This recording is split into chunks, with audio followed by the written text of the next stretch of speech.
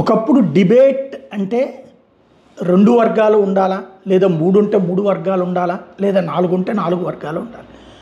అందరూ ఒక వెర్షన్, ఒక ఆరోపణ. ఫర్ ఎగ్జాంపుల్, ఒక ప్రభుత్వం ఒక నిర్ణయం తీసుకుంది.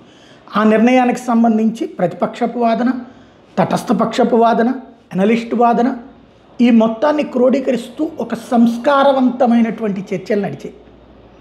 తర్వాత దూషణలు ప్రారంభమైనవి, కొట్టుకోవడాలు ప్రారంభమైనవి, వన్ సైడెడ్గా మాట్లాడడం ప్రారంభమైంది. ఎవరైతే సబ్జెక్టు లేని వాళ్ళ పార్టీల మీద ఒత్తిడి తెచ్చి మనం ఆ ఛానల్కి వద్దండి, ఈ ఛానల్కి వద్దండి, వెళ్తే మనం తట్టుకోలేం అని చెప్పరు. వాళ్ళు ఆ పార్టీ వాళ్ళండి అని ముద్ర వేసేసి తద్వారా డిబేట్లకి భజన చేసే ఛానళ్ళు, లేదంటే తానా అంటే తందానా అనే ఛానళ్ళకి వెళ్ళడం ప్రారంభమైన దరిద్రం ఆంధ్రాలోనే ఆరంభమైంది, తెలుగు రాష్ట్రాల్లోనే ఆరంభమైంది. దీని ఫలితం యాజమాన్యాల మీద రాజకీయ ఒత్తిళ్ళు, ప్రభుత్వ ఒత్తిళ్ళు, ప్రతిపక్ష ఒత్తిళ్ళు, చివరికి ఇప్పుడు ఏబిఎన్, ఈటీవీ, టీవీ5, మహా టీవీ చూస్తే యాంకరు, ఎనలిస్టు, జర్నలిస్టు, పొలిటికల్ కూటమిలో ఉంటే కూటమిలో వాళ్ళందరూ వీళ్ళే ఉంటారు. 5 ఫ్రేముల 6 ఫ్రేముల అంతా కూడా యాంటీ జగన్, ప్రో గవర్నమెంట్లో ఉన్నా కూడా వీళ్ళు ప్రతిపక్షంలో ఉంటే కనుక వీళ్ళు కంప్లీట్గా అందరూ కలిసి అప్పుడున్న అధికార పక్షాన్ని తిడతారు. అలాగే సాక్షి వచ్చేటటువంటిది ఏంటి, YCP anchor, YCP analyst, YCP journalist, వైసీపీకి సంబంధించినటువంటి పార్టీ అధికార ప్రతినిధులు, వైసీపీకి సపోర్ట్ చేసేటటువంటి ఇతర వర్గం ఏదైనా తటస్థంగా కనిపించేటటువంటి వర్గం ఇది. ఇంకా ఏం జరుగుతుంది? బట్ ఇప్పుడు రిపబ్లిక్ టీవీ ఓ రకంగా ఈ దరిద్రాన్ని నిగ్గతీసింది. రిపబ్లిక్ టీవీలో జరిగిన చర్చ ఇప్పుడు పెద్ద డిబేట్ ఎందుకైంది అంటే, ఆర్నాబ్ గోస్వామి అడిగినటువంటి సందర్భంలో లోకేష్ మానిటర్ చేస్తున్నారంటే ఇండిగో వ్యవహారాన్ని అసలు లోకేష్ ఎందుకు మానిటర్ చేస్తారు అని అడగటం.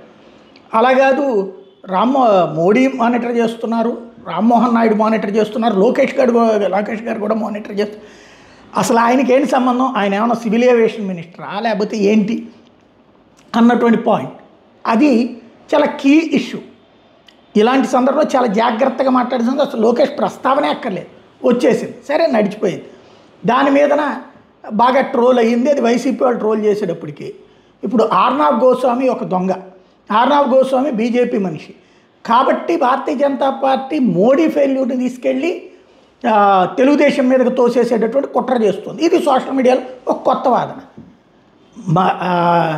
ఇప్పుడు ప్రభుత్వం ఎవరిది?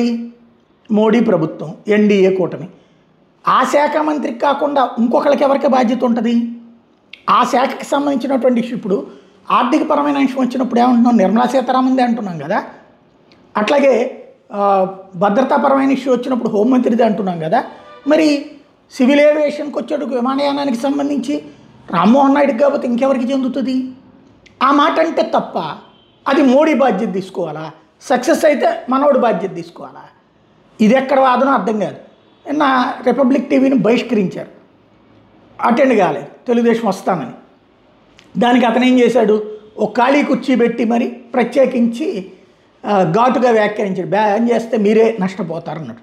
వాస్తవంగా ఓ రకంగా చెప్పాలంటే తెలుగుదేశానికి జాతీయ మీడియాలో పూర్తి స్థాయి సపోర్ట్ చేసుకొచ్చినోడు ఆర్నాబ్ గోస్వామి.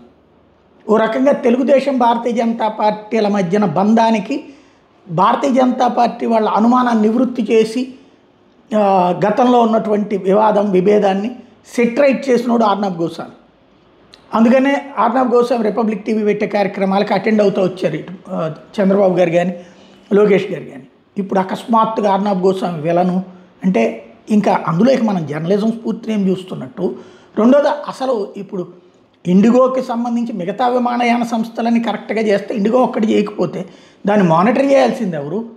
2 ఏళ్ల క్రితం పెట్టినటువంటి నిబంధనల్ని ఎన్ని మీటింగులు పెట్టి ఉండాలి, ఎన్నిసార్లు వాళ్ళకి చేసి ఉండాలి. లేదు ఒకవేళ వాళ్ళు ఇప్పుడే చేయలేరు అనుకుంటే మోడీతో మాట్లాడి సెటిరైట్ చేయడమా, లేకపోతే ఆ నిబంధనలు అమలు చేసేలా చేయడమా?